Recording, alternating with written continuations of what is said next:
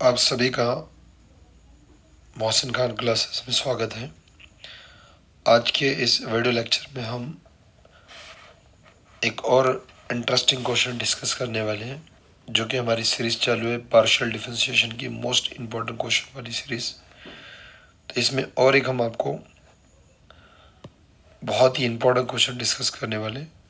लेकिन ध्यान रखिए, ये भी क्वेश्चन अगेन पिछले 3 लेक्चर के जैसा किसी पेपर में, ये अपने फाइनल पेपर में नहीं आया हुआ है। ठीक है, ये मैं पहले ही बता दिया आपको।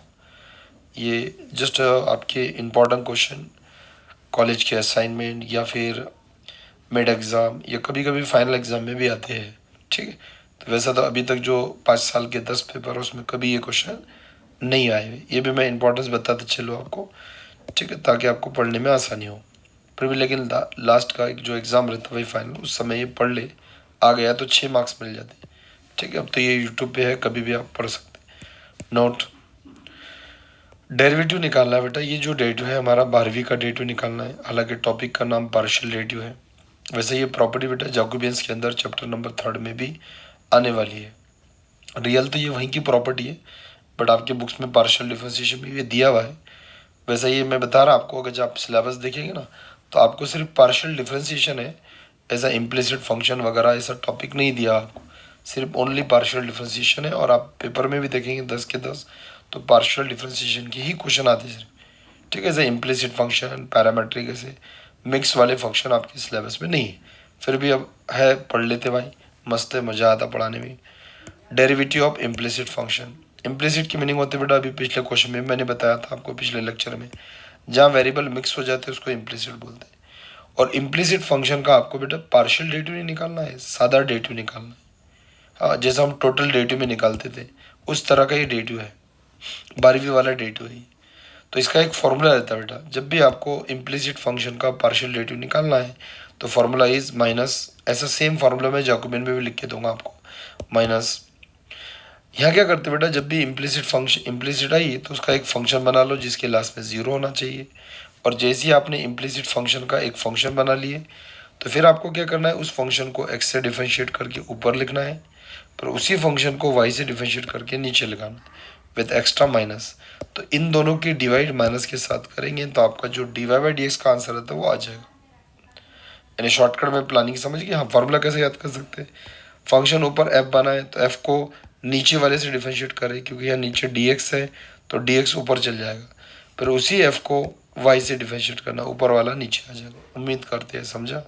इसी देखिए, ध्यान रखिए 12वीं वाला डेरिवेटिव है, सादा डेरिवेटिव, और ये पार्शियल डेरिवेटिव के नोटेशन। यानी इन शॉर्ट बेटा, आपको इम्प्लिसिट फंक्शन का डेरिवेटिव निकालना है तो 2 पार्शियल डेरिवेटिव आपको निकालना पड़ता फंक्शन के। ठीक है, तो चलो भाई क्वेश्चन चालू करते हैं। क्वेश्चन नंबर 4, एक बार क्वेश्चन रीड कर लेते हैं। If cos x raise to y है और cos y raise to x है, इस पे अगर आप गौर करेंगे ना, ये पार्शियल डेरिवेटिव नहीं है, देख सकते हैं आप, ये dy/dx है, ये आपका सादे वाला डेरिवेटिव है, सादे वाला। और ये सादे वाले डेरिवेटिव को आप निकालने के लिए आपको याद आना कि इसमें x और y मिक्स है, देख सकते हैं आप, x y साथ में है यानी मिक्स है। तो x y मिक्स है तो ये होगा इम्प्लिसिट फंक्शन, और उसका आपको डेरिवेटिव निकालना है। तो अभी मैंने आपको बताया बेटा प्लानिंग, जब भी किसी इम्प्लिसिट फंक्शन का अगर आपको डेरिवेटिव निकालना है तो सबसे पहले फंक्शन बनाओ। लेकिन जैसे बेटा आपने गिवन लिखे तो गिवन को देखते से ही समझ गया बेटा, यहाँ आप गौर करेंगे तो यहाँ आपका 2 रेस टू वाले टर्म दिख रहे हैं। अगर ये सीरीज़ को आप कंटिन्यू देख रहे होगे तो क्वेश्चन नंबर 1 में मैंने आपको बताया था कि जब भी बहुत सारे टर्म इनटू डिवाइड में दिखे या पावर में दिखे तो ऐसे क्वेश्चन को आप taking log on both side लेके सिंप्लीफाई कर सकते हैं, आपके पावर गायब हो जाते और वो नीचे आ जाते। तो इसी रीज़न से बेटा मैंने taking log on both side लगाया। क्या रीज़न रहते बेटा, कहीं भी लॉग नहीं लगाते रहते, लॉग के कॉन्सेप्ट रहते हैं। अगर आपने 11-12 पढ़ते थे आप तो 11-12 में एक स्पेशल टाइप थी टेकिंग लॉगरिथमिक डिफरेंशिएशन, उसका नाम था। उसमें आप taking log on both side लेते थे। तो कब लॉग लगाना उसमें दिया हुआ था बेटा, जब बहुत सारे टर्म इनटू में रहे या डिवाइड में रहे या पावर दिखी बहुत सारे टर्म की, तो ऐसे इसमें लॉग लगाते। लॉग लगाना बहुत आसान है बेटा, बट क्यों लगाते वो समझना चाहिए। इस टर्म को आप देख सकते लॉग लग गया, और इस टर्म को सेम मैंने लॉग लगा दिया बेटा। अब ऑब्वियस है बेटा, लॉग लगा के हम लॉग के रूल लगाते।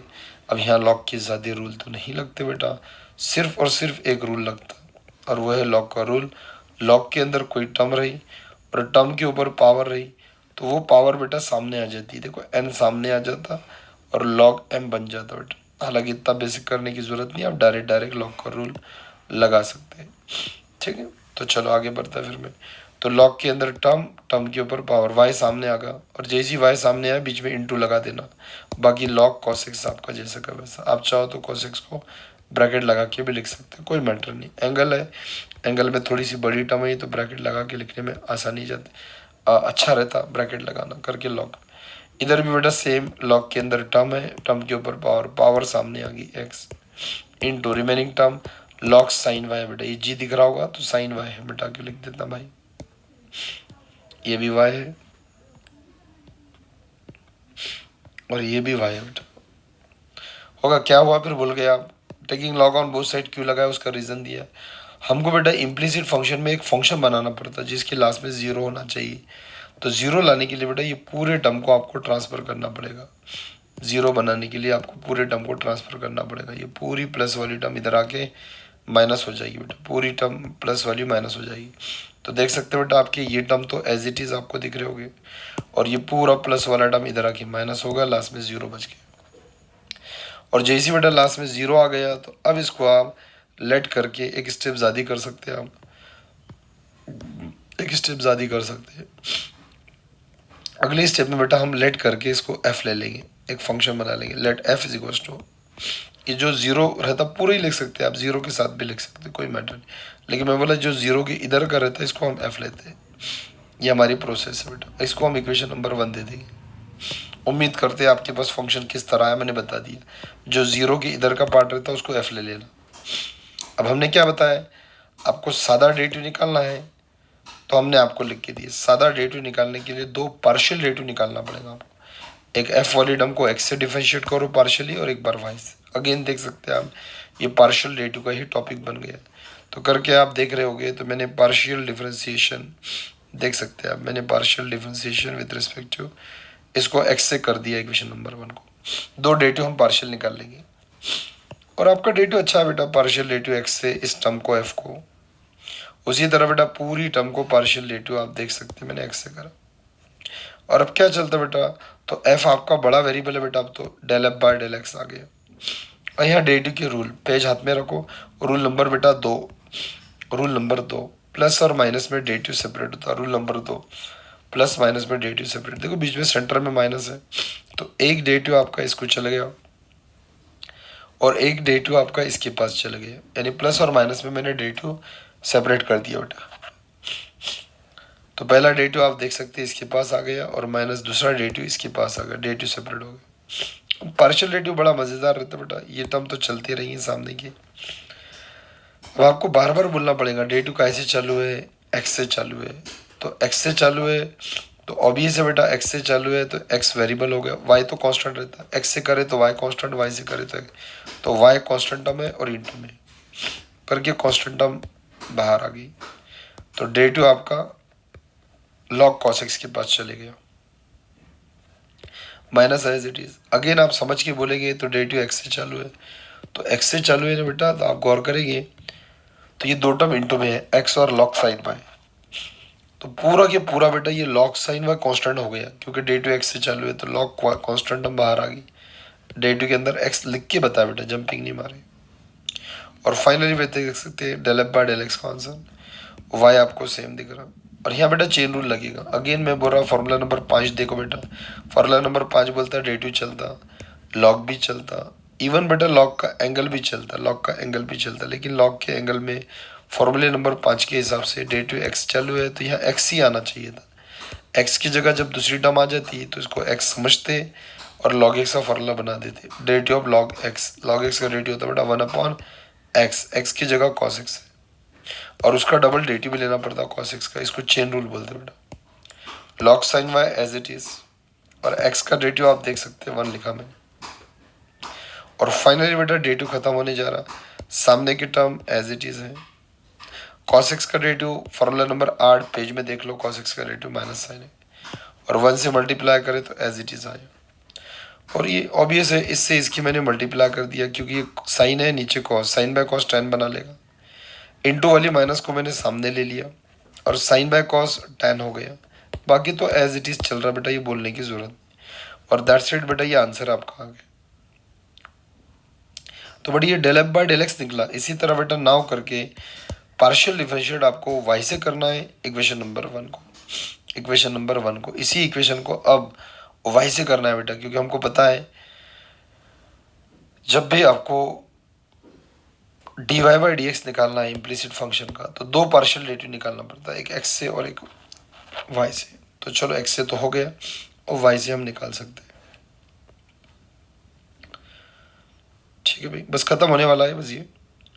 और लाइक ज़रूर करें भाई, वीडियो को शेयर भी करना है, और कुछ डाउट रहा तो कमेंट भी करें। ये तो पहले बताया आपको, कुछ भी डाउट, वैसे तो डाउट जैसा बताते नहीं, बट डाउट रहा तो पूछ सकते हैं। ऑफलाइन बैच में भी आप पूछ सकते हैं, कोई मैटर नहीं। Partial differentiate with respect to y, इधर भी y से करा और इधर भी y से, दोनों तरफ y से। किसको? इक्वेशन नंबर 1 को, इक्वेशन नंबर 1 को, ये इक्वेशन नंबर 1 दोनों तरफ y से करे बेटा। चलो y से हो गया डिफरेंशिएट। अब वही बेटा, f आपका बड़ा वेरिएबल है तो del F by del X del Y, same concept बेटा। बीच में माइनस है, एक डे टू है, दो टर्म माइनस में, पहला डे टू इसको गया और दूसरा डे टू इसको गया। माइनस और प्लस में डे टू सेपरेट हो गया, प्लस और माइनस में डे टू सेपरेट हो गया। आप देख सकते हैं del F by del Y चलते रहेगा। हाँ, डेरिवेटिव वाई से चालू है तो वाई आपका वेरिएबल है, तो रिमेनिंग टर्म आप देख सकते हैं बेटा कांस्टेंट टर्म है। ये रिमेनिंग टर्म आपकी कांस्टेंट हो गई, तो कॉन्सेप्ट के हिसाब से कांस्टेंट टर्म बाहर आ जाती। डे टू के अंदर सिर्फ वाई बचा, क्योंकि वाई से डे टू चालू है तो वाई आपका वेरिएबल, बाकी कांस्टेंट। अगेन आपका डे टू वाई से चालू है तो अगेन वाई वाली टर्म अंदर रहेंगी, एक्स बाहर आ जाएगा, देख सकते हैं। तो अंदर बेटा लॉग साइन वाई बच गया, वाई वाली टर्म बच गई अंदर। और फाइनली बेटा आंसर आने जा रहा, वाई का डेरिवेटिव वाई के रिस्पेक्ट में 1 हो गया।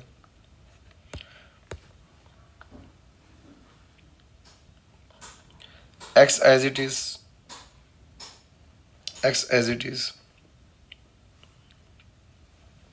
डेरिवेटिव आपका वाई से चालू है। फॉर्मूला नंबर 6 देख सकते हैं आप, इसको लॉग बोलते हैं, और 2 मिनट के लिए इसको हम वाई बोलेंगे, क्योंकि डेरिवेटिव वाई से चालू है तो अंदर सिर्फ वाई आना चाहिए था, लेकिन वाई की जगह जब दूसरी टर्म आ जाती तो 2 मिनट के लिए इसको एक्स बोलो, बोलने में ऐसे नहीं जाएंगे आपको। तो ये होगा डेरिवेटिव, ये होगा लॉग, और इसको एक्स बोलने का। लॉग एक्स का डेरिवेटिव इज 1/x, लेकिन एक्स की जगह साइन वाई आया तो साइन वाई लिखते भी, और उस साइन वाई का डेरिवेटिव आपको वाई के रिस्पेक्ट में लेना पड़ेगा। 1 से इसको मल्टीप्लाई करें तो ये टर्म दिख गई, एक्स दिख रहा, 1 बाय साइन वाई दिख रहा। और फॉर्मूला नंबर 6 ना 7 डेरिवेटिव वाई से चालू है और एंगल में वाई है, ये हमारा बेसिक फॉर्मूला है। साइन वाई का डेरिवेटिव इज कॉस वाई हो जाएगा। और फाइनली आप देख सकते हो बेटा, ये कॉस का कॉस, और कॉस बाय साइन बेटा कॉट होता है, ये कॉस इसको मल्टीप्लाई करेंगे, कॉस बाय साइन कॉट। इस तरह बेटा दोनों डेरिवेटिव आ गया। और अब आपको बोलना पड़ेगा मुझको सादा डेरिवेटिव निकालना है, तो ये लगाया बेटा मैंने, by derivative of implicit function. Derivative निकालना है इम्प्लिसिट फंक्शन का, तो फॉर्मूला तो मैंने ऊपर लिख के दिया था, माइनस एफ वाली टर्म को एक्स से डिफरेंशिएट, एफ वाली टर्म को वाई से डिफरेंशिएट। ये दोनों पार्शियल डेरिवेटिव बेटा, ये सादा डेरिवेटिव है। ठीक है, तो ये आपका डेरिवेटिव जैसा का वैसा, सामने की माइनस एज इट इज। और जो दो वैल्यू निकाले बेटा वो दोनों डाल देंगे, del F by del X, del F by del Y तो ऊपर ही दिख रहा है आपको बेटा, ये del F by del Y की वैल्यू मैंने नीचे डाल दी है, ऊपर से दिख रही है। ये del F by del X हमने ऊपर से डाले बेटा, ऊपर से del F by del X ये निकाल के रखे थे, ये वाली वैल्यू डाल दी बेटा। इसको सॉल्व कर लो, आपका आंसर आ जाएगा।